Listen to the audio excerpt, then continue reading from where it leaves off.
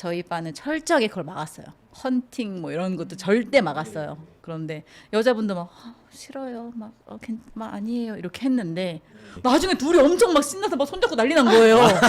근데 이걸 내가 왜 막았지? 어떤 그들의 기회를 내가 아, 잘못하셨네. 그 이후로 눈치를 챙겨야겠다.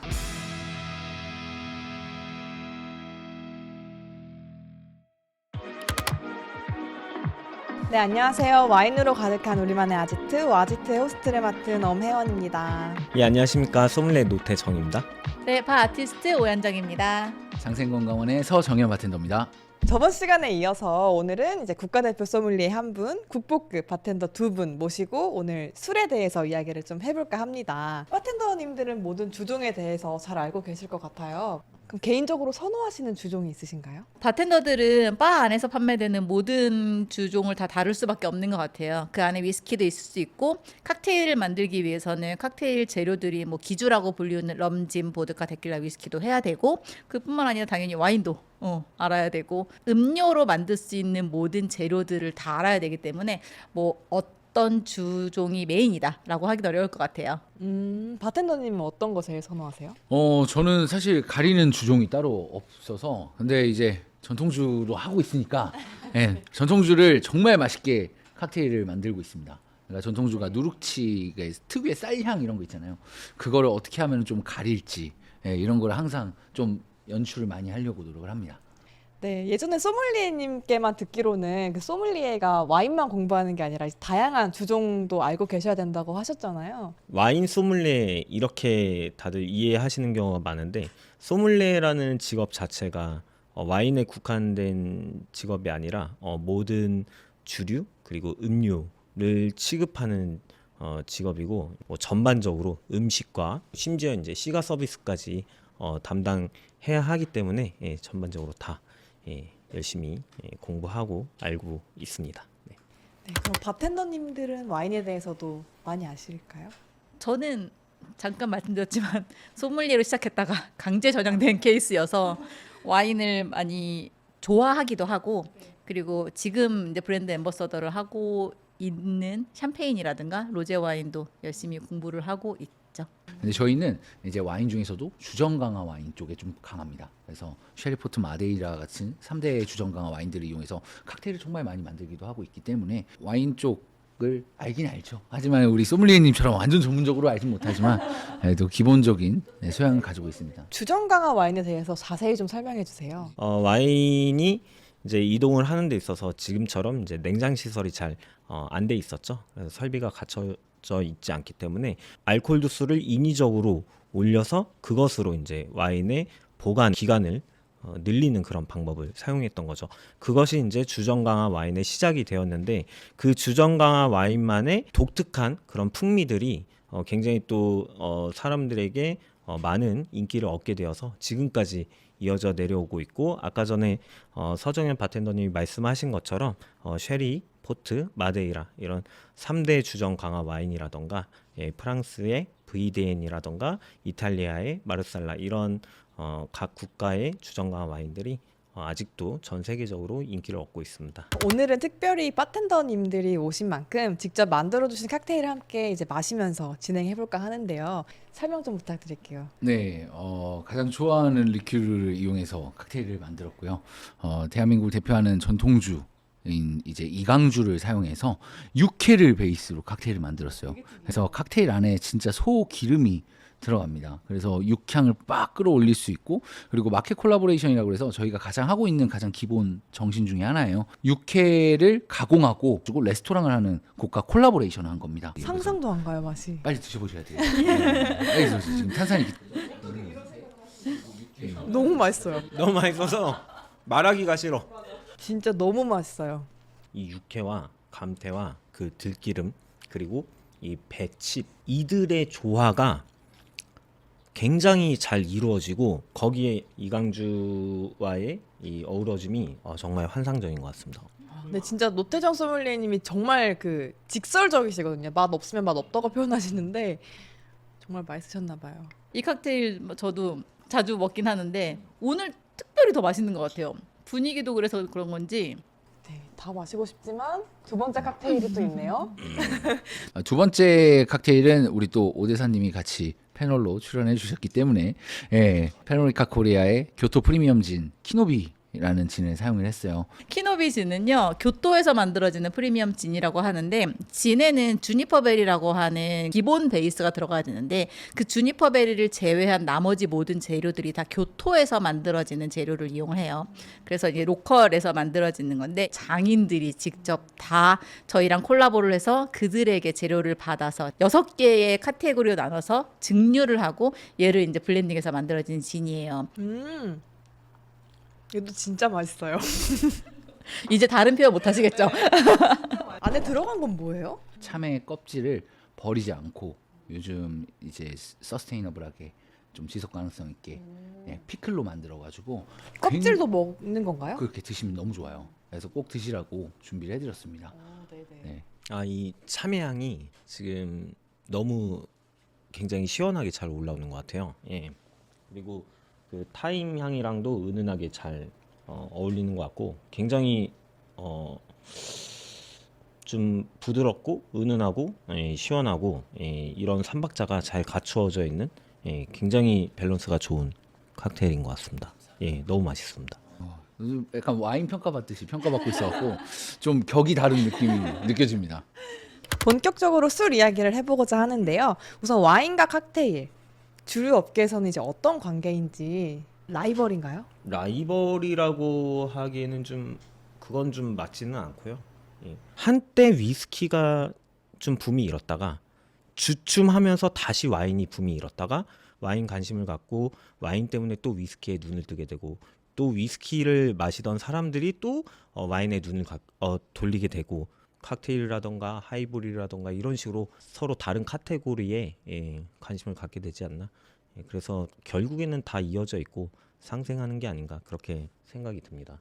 이제 필록세라가 워낙 유럽에 이렇게 큰 타격을 입히기 시작하면서 사람들이 시선이 이제 스카치 위스키로 가게 됐고, 그래서 스카치 위스키가 큰 붐을 일으켰기 때문에 어떻게 보면 같이 갈 수 있는 관계라고 생각을 하고, 뭐 와인이 많이 팔린다고 위스키가 안 팔리고, 뭐 칵테일이 많이 팔린다고 와인이 안 팔리고 이러진 않을 것 같아요. 그냥 사람들이 선택할 수 있는 주종이 많아지면 그로 인해서 주류 업계에 관심을 많이 갖기 시작하니까, 그래서 우리는 같이 갈 수밖에 없는 상생 관계라고 생각을 해요. 사실 우리나라 시장만 놓고 보면은 지금 전체 주류 시장이 소주와 맥주에 좀 편중되어 있긴 해요. 거의 70%가 소주와 맥주이고 나머지가 와인, 위스키, 전통주가 채 합쳐서 30%가 안 되거든요. 예, 그래서 힘을 합쳐야 됩니다.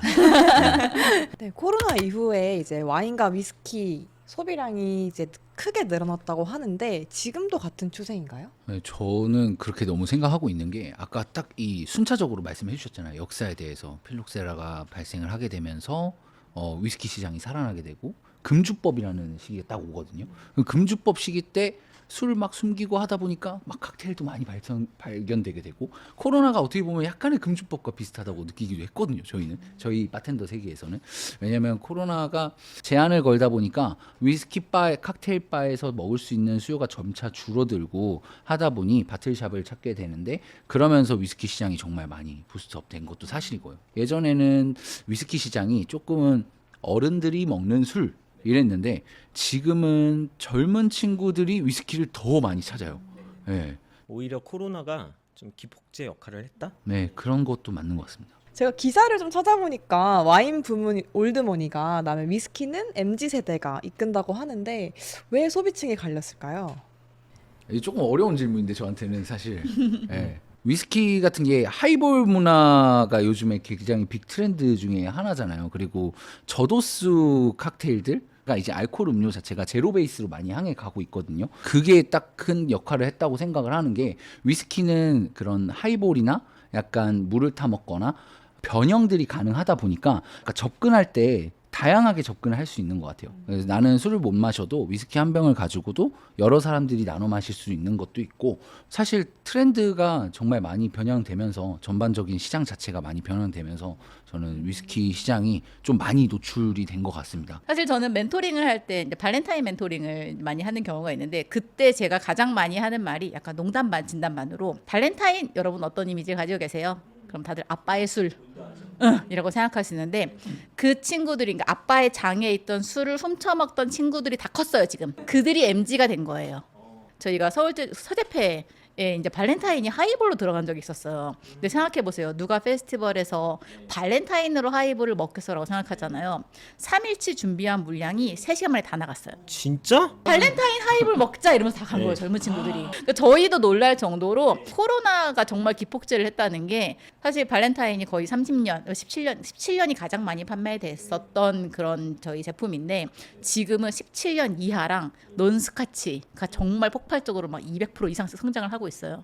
그만큼 젊은 친구들이 조금 나를 위한 한 잔을 즐기지만 거기에 가치를 찾아서 마시기 시작하면서 리즈너블한 가격대의 그 위스키를 하이볼로 많이 즐기기 시작하는 것 같아요. 일전에 그 노태정 소믈리에님께서 하이볼의 인기는 금방 사그라들 것이다 라고 말씀하신 적이 있는데, 두 분은 어떻게 생각하세요? 전 그렇지 않을 것 같아요. 그러니까 하이볼이라고 하는 게 칵테일의 한 종류인 거잖아요. 지금 위스키 하이볼이 엄청 인기인 건데, 어떻게 보면 보드카 토닉, 진 토닉도 하이볼의 한 종류예요. 기주 플러스 탄산 음료, 그러니까 음료가 들어가는 건데, 이 배합은 절대 변하지 않을 거라 생각하거든요. 물론 기주가 바뀔 수는 있어요.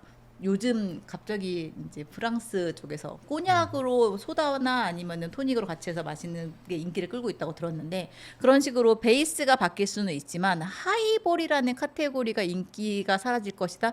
저는 아니라고 봐요. 소맥도 하이볼이거든요. 그 하이볼이라는 어원 자체는 기차가 지나갈 때, 기차가 지나가면서 막 볼이 울려요. 그런 뜻도 있고, 그리고 골프 치면서 골프공이 딱 높게 떴을 때 와 하이볼이다 할 때 그때 같이 드시는 것도 있었고, 여러 가지 설들이 엄청 많아요. 그게 명칭이 그냥 하이볼일 뿐이지 그냥 플레이버가 들어간 탄산 칵테일 이런 거거든요. 그래서 말씀하셨다시피 기준은 계속 변형될 것 같아요. 전통주로도 탄산이 들어가서 하이볼이 만들어질 거고, 예. 그리고 막 그냥 편의점만 가도 너무 많은 플레이버들의 탄산성, 발포성 음료들이 많다 보니까 앞으로 트렌드를 꽉 잡고 있지 않을까 싶습니다. 발전은 하겠지만, 그런데 이제 제가 생각하는 건 그거예요. 그 위스키 붐이 굉장히 작년 한 해 동안 엄청나게 올라갔잖아요. 그런데 좀 그렇게 올 것처럼 좀 추이가 있었는데 사실 그렇게까지는 않았고, 그리고 그렇게 온다 하더라도 금세 수그러들 것이다. 이제 저는 그렇게 예측을 한 것이고, 하이볼이 막 어떤 뭐 위스키 붐처럼 그렇게 막 열풍처럼 막 갈 거라는 그런 이야기는 아니라는 그런 의미입니다. 그러면은 이제 바텐더님한테 제가 질문 드릴게요. 와인처럼 나에게 맞는 칵테일을 고르는 방법이 있을까요? 바텐더는 어찌됐건 셰프랑 같은 직업이거든요. 이 자기만의 레피테이션이 있잖아요. 그거를 바텐더한테 얼마나 잘 말하느냐가 굉장히 중요해요. 그 자리에서 저는 요리를 만들어주는 사람이고, 제가 방송 나와서 좀 하고 싶었던 얘기 중에 하나인데, 소비자들이 수준이 너무 높아지니까, 예를 들어서 클래식 칵테일 뭘 만들어주세요 그러면 소비자들이 아는 건 요만큼인데 바텐더들이 아는 건 요만큼이거든요, 요리 구현하는 방법이. 근데 소비자들이 이거 나는 이만큼 먹어봤는데 이 입맛에 안 맞으면 맛없어 이래버려요. 그래서 나에게 맞는 칵테일을 잘 고르려면 바텐더랑 소통을 많이 하세요 라고 얘기를 해주고 싶어요. 정말 쉬운 방법입니다. 되게 추상적으로 원하는 걸 표현할 땐 어떻게 해야 돼요? 전 너무 좋아해요. 홍보가 아니라 장생건강원에서는 건강원이잖아요. 처방전 칵테일이 있어요. 그래서 처방전을 쓰는 거예요. 진짜로. 진짜요? 근데 처방전 쓸 때 어떻게 쓰라라고 얘기하면, 나는 단맛이 좋아 이런 말 절대 쓰지 말고, 감정을? 오늘 남자친구가 아침에 늦었는데 막 만나서 왔는데 막 얘가 막 계속 막 투덜대고 막 이런 거를 막 짜증을 내. 그런 것도 좋고, 막 커플이 왔잖아요. 그러면은 제 여자친구는요 3단어로만 적어달라요. 내 여자친구는 이쁘고 섬세하고 좀 까탈스러워요. 그러면 그거에 맞춰서 칵테일 만들어줘요. 어떻게 만드시는데요? 진짜 잘해요. 글라스 선택부터 뭐 저희 기법들이 많잖아요. 뭐 액화질소를 써서 막 연기를 팍 나게 한다든가, 뭐 그런 것들이 다 가능하니까. 그래서 제가 무대 위라고 얘기를 했던 게, 한 잔의 칵테일로 무대를 만들어 주는 거죠. 저도 마찬가지인데 저는 사실 제가 기억력이 진짜 안 좋아요. 제일 안 되는 과목입니다. 바텐더들한테 제일 지약. 저는 똑같은 칵테일을 다시 만드는 게 제일 어려워요. 그래서 뭐 손님들이 와가지고 어떤 거 만들어주세요. 그러면 즉흥적으로 만들잖아요. 그게 너무 맛있게 나왔다. 그러면 손님들이 본인들이 받아 적어야 돼요. 네. 그래서 바텐더들한테 본인의 오늘의 느낌, 뭐 취향, 빨리 마시고 취하고 싶냐, 아니면은 정말 천천히 즐기고 싶냐, 이런 기본적인 것들을 많이 물어보긴 하거든요. 마티니 시키시는 분들이 있어요. 소개팅 와가지고 남자분들이 저는 007 마티니 주세요.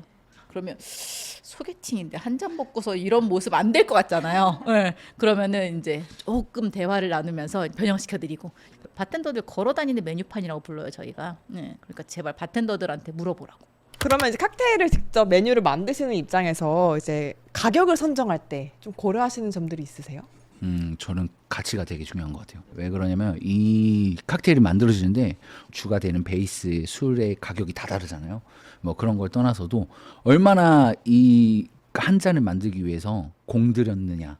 그래서 저는 정말 많이 보여주려고 노력을 많이 하거든요. 오너가 할 수 있는 얘기인 것 같아요. 매니저는 코스트 따져야죠. 칵테일이 유일하게 코스트가 붕괴가 됩니다. 예를 들어서 설명할게요. 싱글 몰트 위스키 한 잔을 먹잖아요. 그러면은 그게 25,000원이라고 칠게요. 30ml가 기본으로 서브가 돼요. 근데 칵테일에는 50ml, 60ml 들어가도 칵테일의 어레인지 가격이 있어요. 그래서 정말 술 좋아하는 사람들은 그걸 알아요. 기가 막히게. 약간 비싼 데 가면은 이걸로 하이볼 타주세요 이런다니까요. 메커니즘을 아는 거예요. 아까 말씀하신 것 중에 뭐 대회 칵테일, 그러니까 시그니처라고 불리는 대회에서 우승했던 칵테일들은 조금 높게 받는 것 같긴 해요. 대회를 위해서 만든 칵테일이기 때문에 훨씬 더 공정이 많잖아요.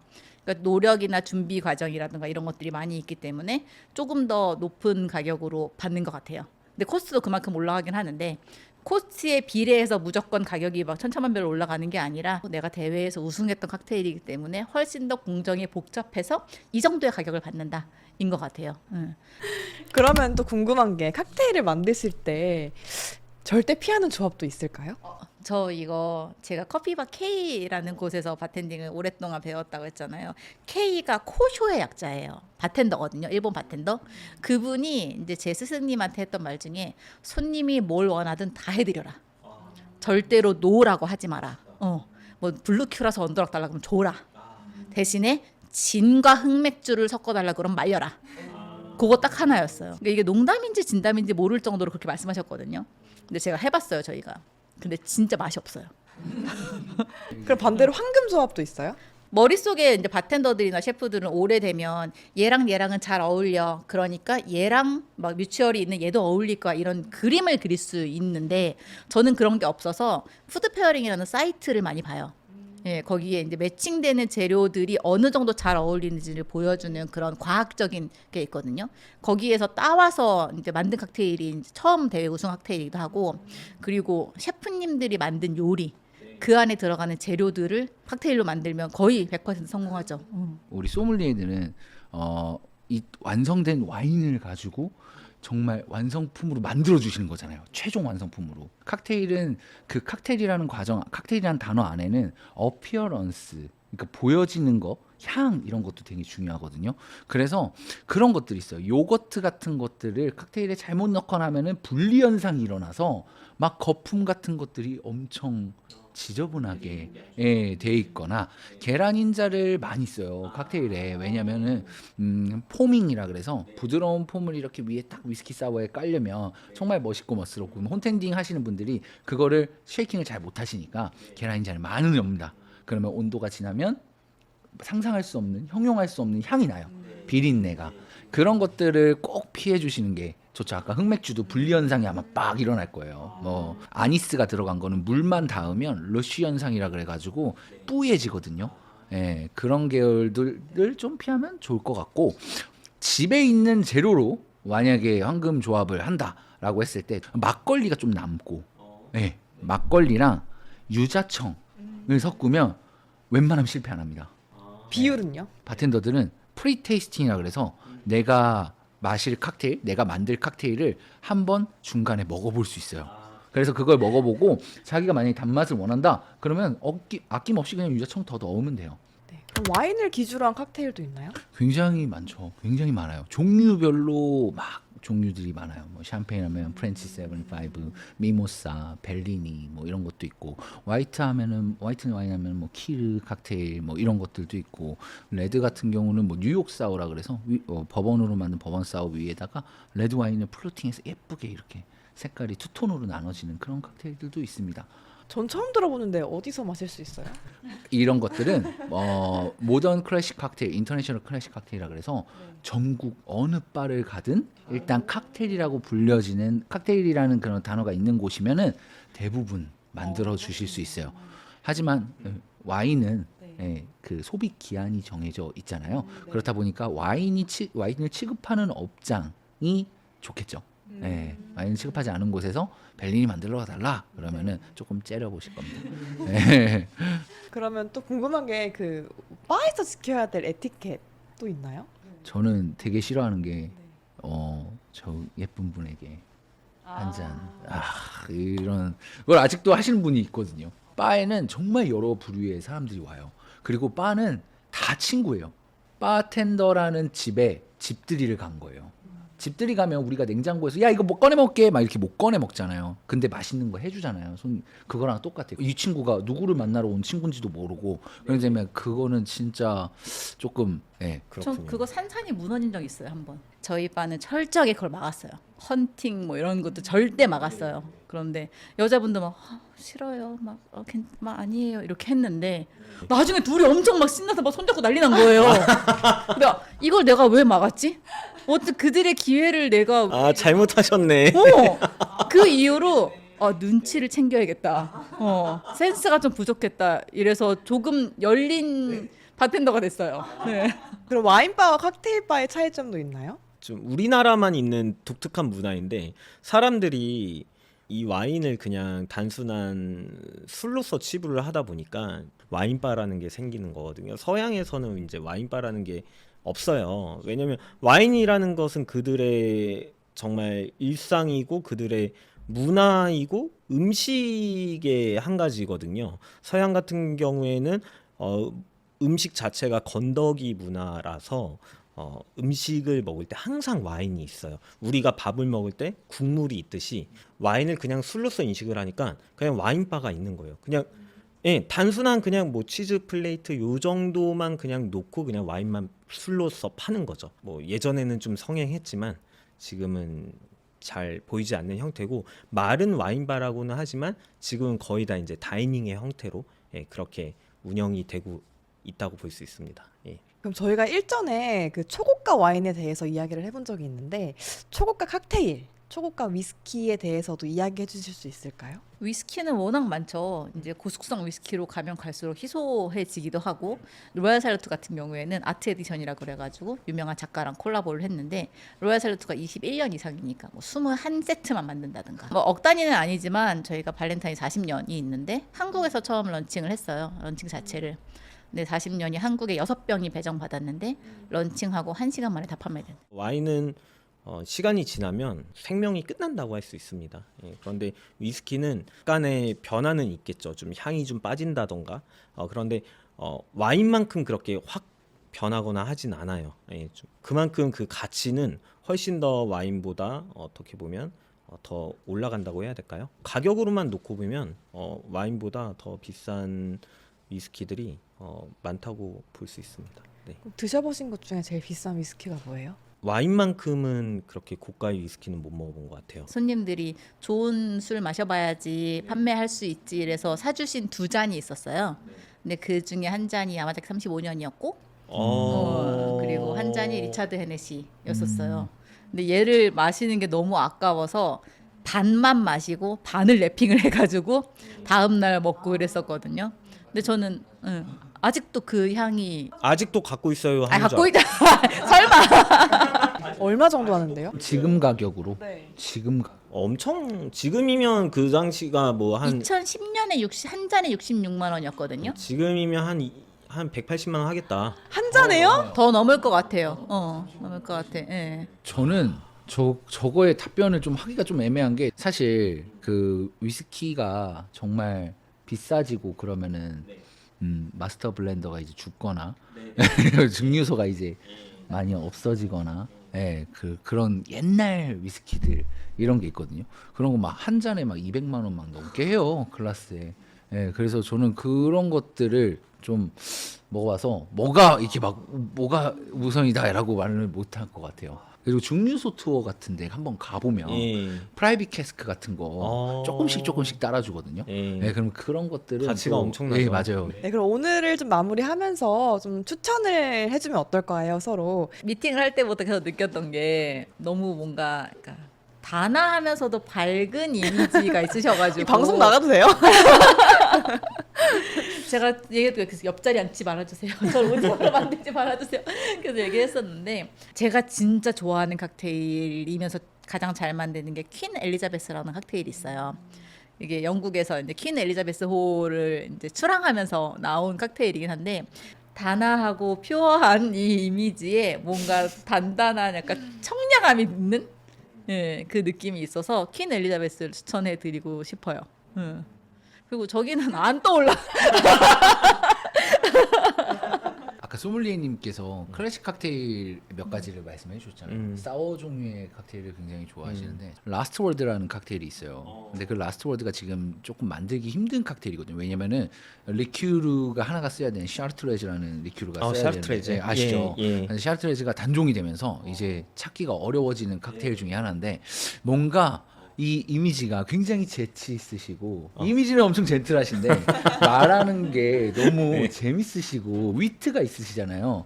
약간 달면서 막 사워함은 있지만 그 안에 카리스마가 느껴지는 느낌이 있거든요. 근데 또 마지막 체리는 좀 달아요. 안에 들어가면. 그래서 되게 좋아하실 것 같아요. 네, 그러면 오늘은 이렇게 마무리하도록 하고요. 오늘 북부급 바텐더님들 모시고 즐거운 이야기 해보았습니다. 바텐더나 칵테일에 대해서 더 궁금한 내용 있으시면 댓글로 남겨주시고요. 오늘은 여기서 마치도록 할게요. 와인으로 가득한 우리만의 아지트, 와지트. 다음 시간에 또 만나요.